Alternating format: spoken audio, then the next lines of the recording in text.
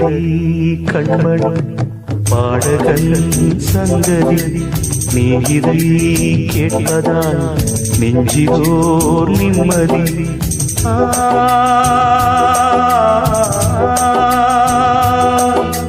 நாள் முழுதும் பார்வையில் நான் எழுதும் போர் கதையை உனக்கென நான் கூற கேளடி கண்மணி பாடகன் சங்கதி நீ இதை கேட்பதால் நெஞ்சிலோர் நிம்மதி